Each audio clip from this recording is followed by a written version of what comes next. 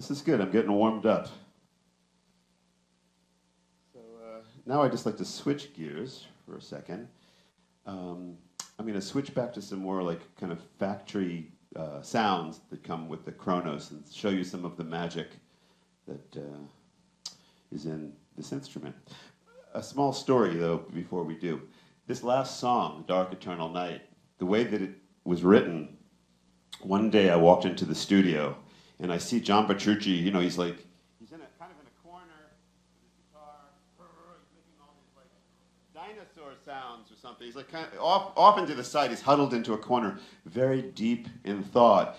And I'm looking at him like, what are you doing? Literally the sounds were like this song, like the beginning of the song. I can hardly hear the notes. I'm like, I don't even know what notes you're playing. It was just an energy. So I knew that he was very deep. So I left him alone. Let me translate that part.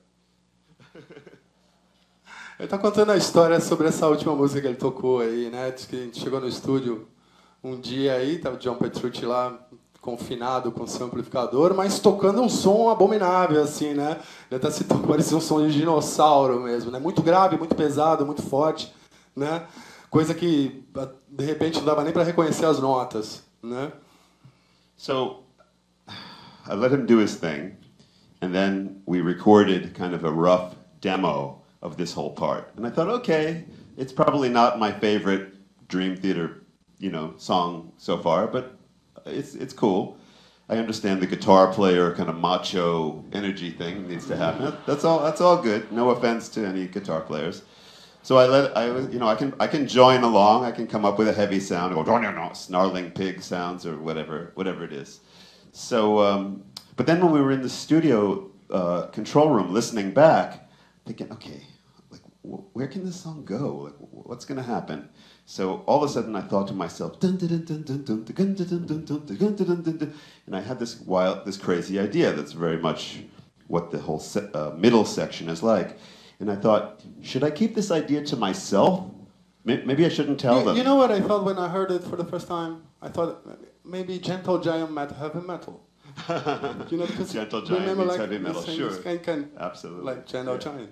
But I considered not telling him about this idea I had, because sometimes, Dream Theater is a very large kind of window of stylistic possibilities, except for there's some things maybe that don't belong. Essa foi uma música que realmente ficou ali meio perdida ali, né? Eles não trabalharam muito naquele primeiro momento, né?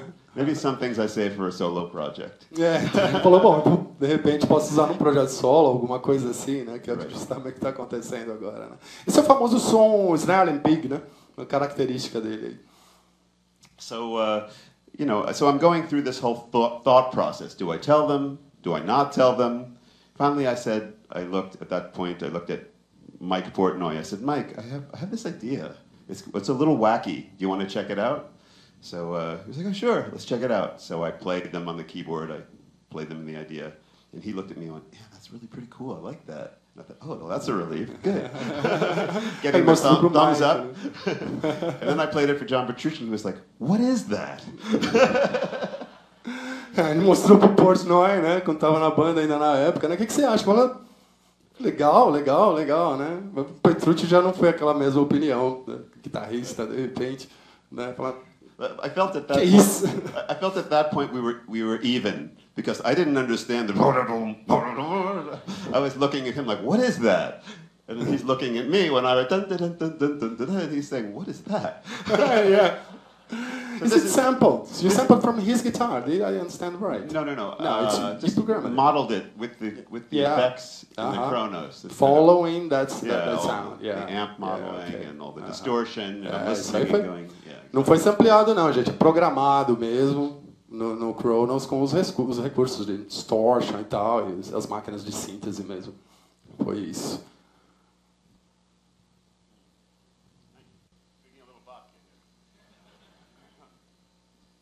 So anyway, this is, I guess this is kind of how Dream Theater, works. A little bit of like, what are you doing? What are you doing? Okay, let's put it together. Now we have a little metal, a little prog.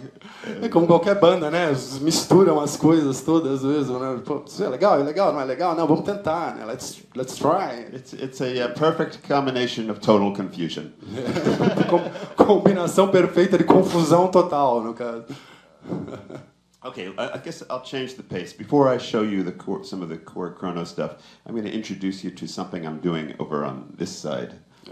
Ele ia apresentar agora alguns programas de fábrica com só os sons do próprio instrumento mesmo. Deu uma mudadinha aí na parada e ele vai mostrar para vocês umas coisinhas maravilhosas que ele tem naquele aparelhinho ali, ó, muito legal.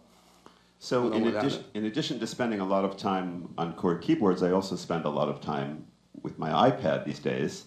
And I have a company that makes iPad apps, and I just want to show you a couple of those. And I use them on stage as well. And one of them is called MorphWiz. And I think you can probably see it on the screen. Can you? Além de usar Korg, ele também tem uma empresa, né? Fabricante de softwares para iPad, no caso. Né? Esse aí que a gente vai ver agora é o iWiz. Né? É um dos produtos mais legais que ele já desenvolveu. So I'll play a little bit solo first, and then I'll bring in a little backing track so you can hear what sound is MorphWiz. But the concept is that MorphWiz will literally morph between waveforms. And not only is it morphing between the audio waveforms, but it's also morphing between visual representations of the waveforms as well. So it kind of puts together the whole world of audio and visual as one. O programa MorphWiz, como o próprio nome já diz, né? Ele trata de morphing.